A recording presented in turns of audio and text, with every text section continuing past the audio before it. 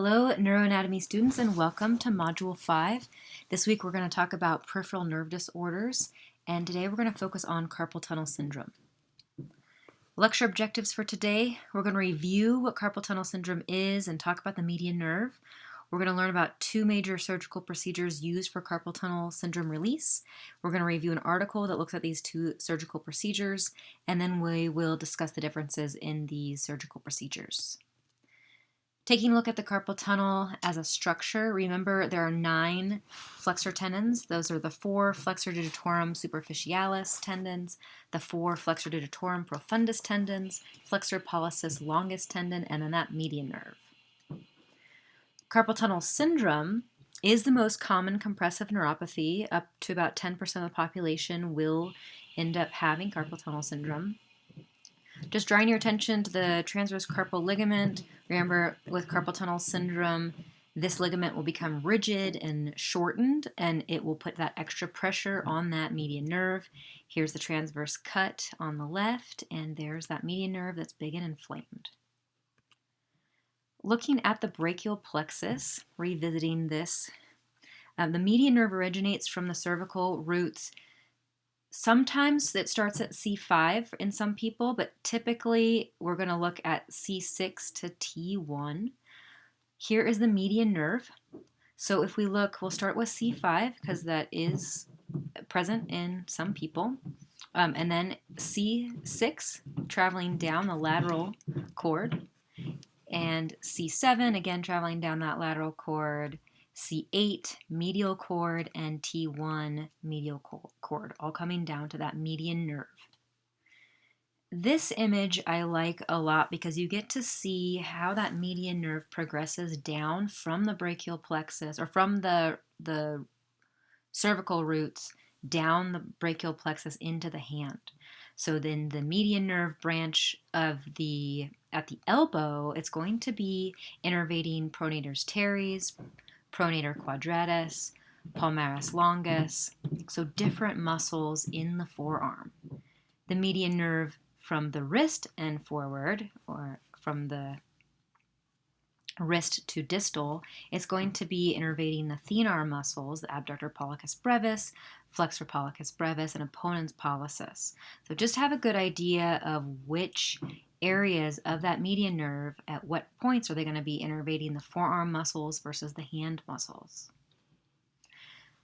The question I want to present to you is, how do you distinguish carpal tunnel syndrome versus, say, median nerve palsy or a different nerve palsy of the median nerve?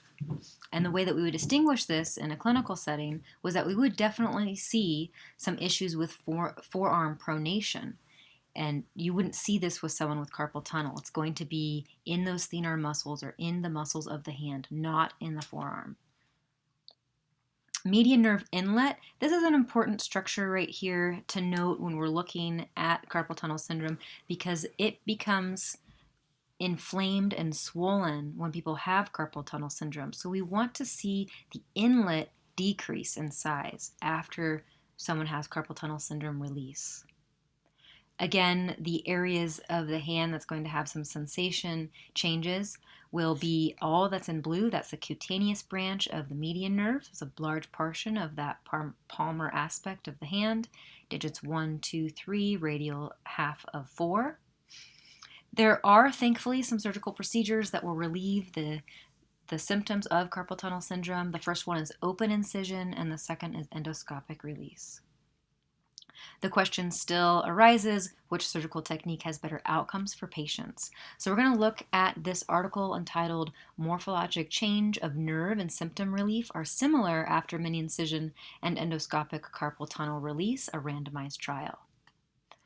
Some background on these two surgeries. Remember, I have posted the videos of both of these surgical procedures in full on the website on the media tab, but here are nice images just so you can see what we're talking about here. This is open technique. That's when the surgeon will make that longitudinal incision on the palmar aspect of the hand. They'll dig down there and snip that carpal ligament.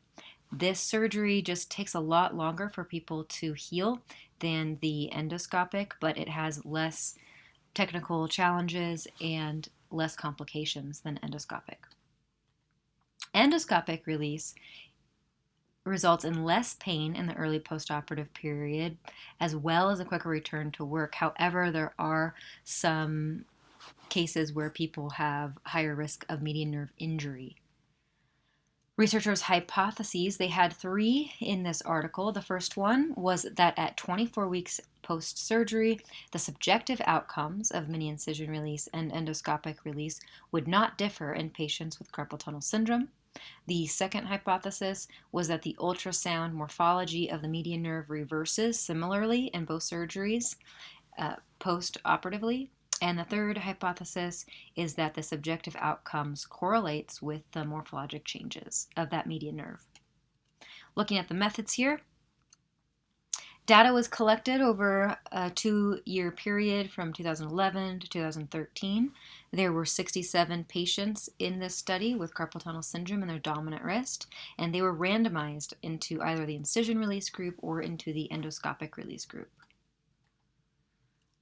Just taking a look here at demographics, baseline data, we have participants of similar age, similar sex ratios, and duration of symptoms. We can see here that they're well matched.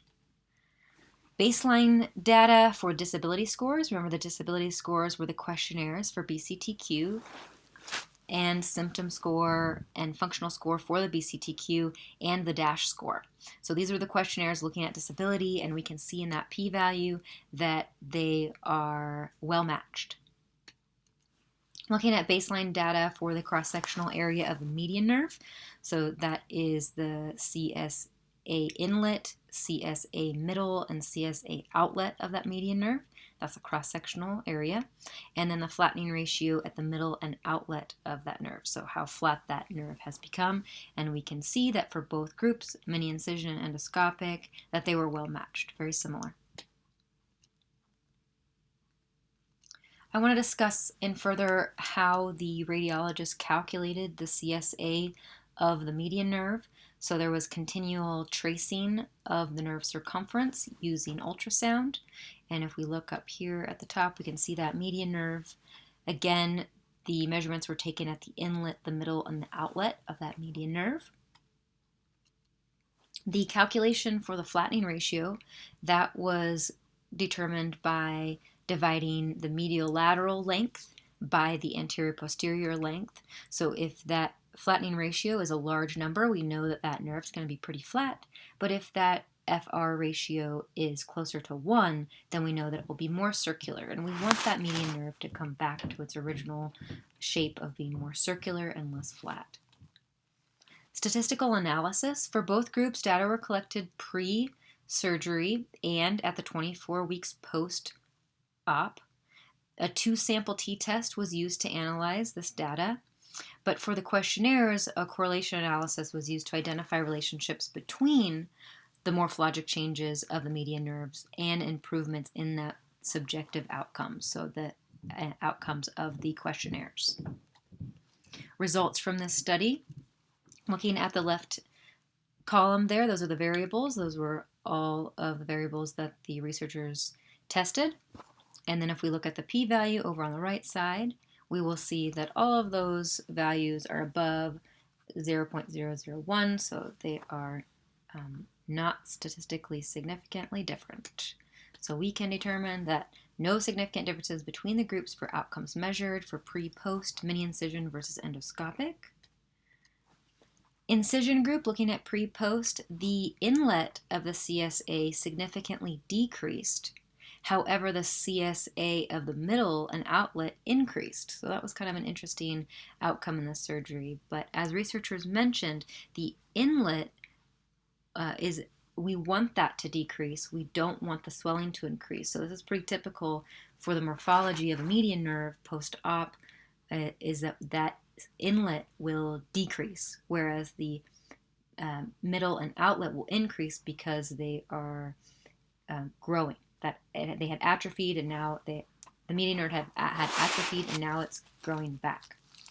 The flattening ratio for the middle and outlet decreased. However, this was not significant. But of course, researchers mentioned that it decreased, and then just slightly noted that it was not significant. Looking at endoscopic group pre and post, the mean of the CSA of the median nerve, the inlet, significantly decreased, just like with the mini incision group. And then again, the middle and outlet significantly increased, and that's because, again, that median nerve is growing back. Flattening ratio of middle and outlet decreased. Again, researchers mentioned that it decreased, but they did not highlight that it was not significant. Subjective data, so that was the questionnaire. The questionnaire is the subjective data. The postoperative mean of the BCTQ and the DASH scores were improved significantly from preoperative scores in both groups. There were no correlations between the improvements of the mean BCTQ function or the DASH score and the changes in CSA at each level of the carpal tunnel and the flattening ratio in the middle or distal carpal tunnel 24 weeks post-op. Correlation stats, looking at these in more detail, the improvement in the mean BCTQ symptom score was significantly correlated with a decrease in the inlet of the CSA of that median nerve. The correlation coefficient of the BCTQ symptom with the inlet circumference of that median nerve was 0.08, and that is a moderate positive correlation. Researchers highlighted that there was a correlation, significant correlation, which there was. However, we know that 0.08 is a moderate positive correlation. The improvement in the mean BCTQ-S score was significantly correlated with a decrease in CSA inlet. But what does this mean? Symptom relief after surgical decompression seems to correlate with reduced nerve swelling at carpal inlet and reverse nerve flattening inside carpal tunnel. In summary, both mini incision and endoscopic carpal tunnel release significantly reversed the pathological changes in the median nerve morphology of patients with carpal tunnel syndrome. Symptom relief after surgical decompression seems to correlate with reduced nerve swelling of the carpal inlet and reverse nerve flattening inside carpal tunnel. And so we will revisit researchers' hypotheses here. At the 24 weeks post-op, the subjective outcomes of mini incision release and endoscopic release would not differ in patients with carpal tunnel syndrome, and we can check that one off. That was true. The ultrasound morphology of the median nerve reverses similarly in the both types of surgical procedures, and that was the case. The third hypothesis, the subjective outcomes correlates with these morphological changes, and we saw that with the size of the inlet of the median nerve going back to its normal or healthy size, so it's not swollen, and that correlated with the BCTQ scores of the symptom. In conclusion, this study suggests that similar subjective outcomes following mini incision and endoscopic release can result from similar morphologic changes in the median nerve following surgical decompression. So that's that CTS release, surgical decompression. No significant differences between the surgical techniques. The correlation between improved BCTQ-S score and a decrease in CSA inlet, these results suggest that improvements in symptoms but not function are associated with a decrease in median nerve swelling at the inlet of the carpal tunnel. Limitation, researchers mentioned that as CSA is generally larger in males, so that's the circumference of the median nerve in men relative to females tends to be a lot larger, and they were worried that might be a confounding factor. However, when they did the sex ratio differences between the two groups, there was no significant difference, so that was not determined to be a limiting factor. Revisiting the lecture objectives for today, we reviewed what carpal tunnel syndrome is and the median nerve in more detail. Really take a look at that brachial plexus and make sure you understand that and how the median nerve travels down the arm and the different areas that the median nerve innervates, specifically from the elbow to the wrist and then from the wrist to the hand. We reviewed an article that looked at two different surgical procedures. for carpal tunnel syndrome release. And in this research study, we see that there were no significant differences in the outcomes measured between the two groups at 24 weeks post-op.